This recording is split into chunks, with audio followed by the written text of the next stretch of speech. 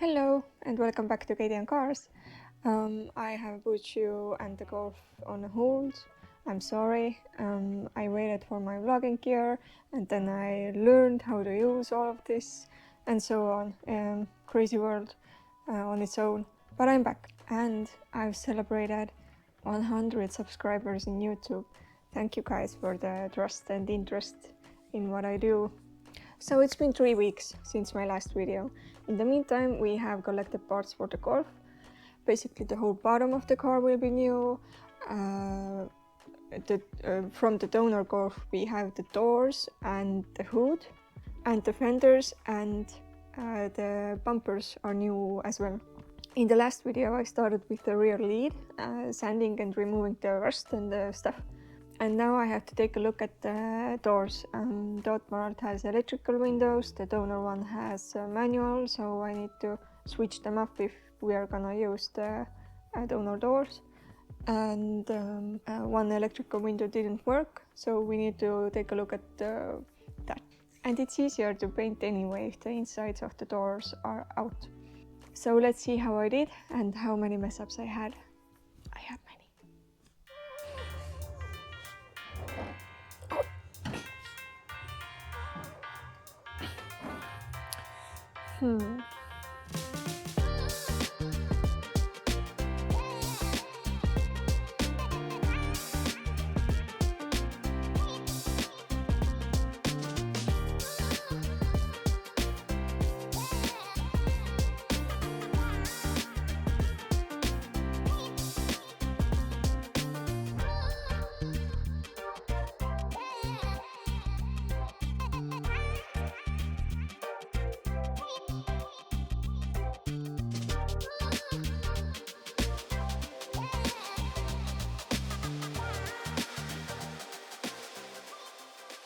So I need to take apart all of the doors to see which one is in better condition and we can use. I started with the original door and took off the window regulator and everything else that was inside.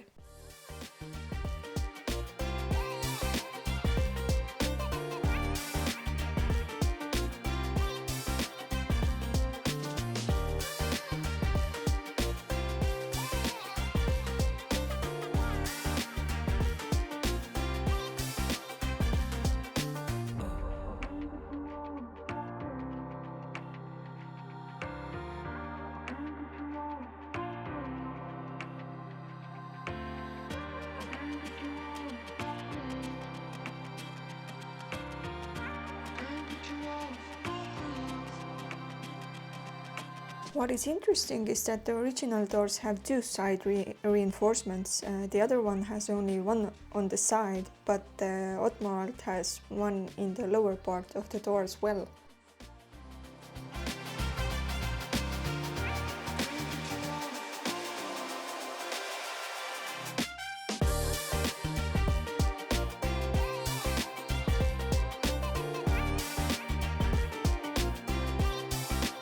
Then I took apart the donor car door.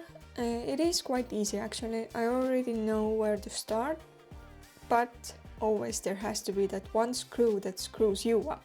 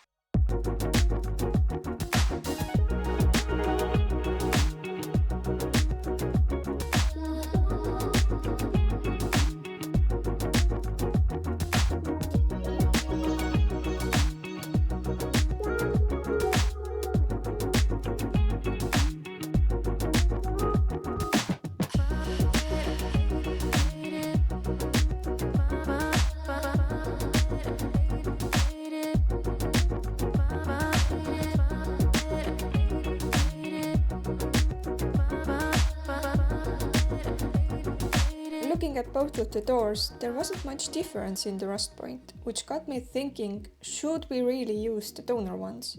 But still I took the donor one apart because it's better to take it in the scrapyard like this. We couldn't figure out what was that extra bar on the original door. I needed to take it off anyway to see underneath it, but now I know it's called an impact profile for models with side airbag. At first I thought that it was for initiating the airbag in case of an impact, but then I read it's also called a stop buffer, so it got me thinking that maybe it's for the opposite, to give the door panel a buffer in case slamming the door shut, so the airbag wouldn't go off.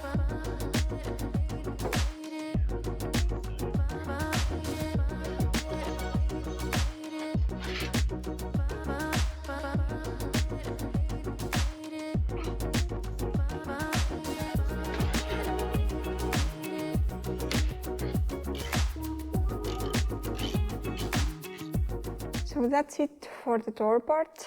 We are keeping the original ones. They are slightly more rusty, but they are original, so we will forgive that. So yeah, I think this is it. Now it's time for the sanding part and the rust removal and all of the dusty, nasty work. But yeah, let's start it. But before you go, let me walk you through what kind of disaster day I had with changing the window lift cable. It all started nicely, got the old one out, the cable was broken so it didn't lift. I had never took this thing apart, so I got to know it at first. Seemed quite easy.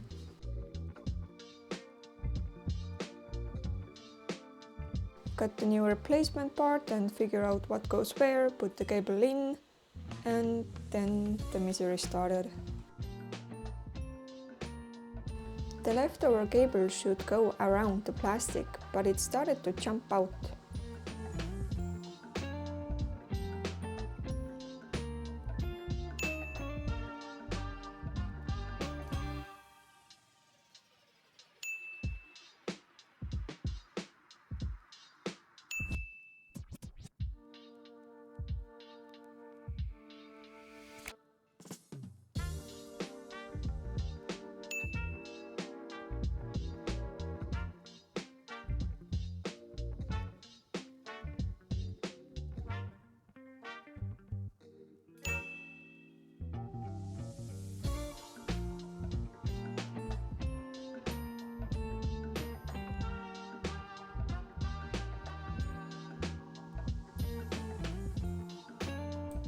Finally, I got it together. I started putting things away, and then I discovered.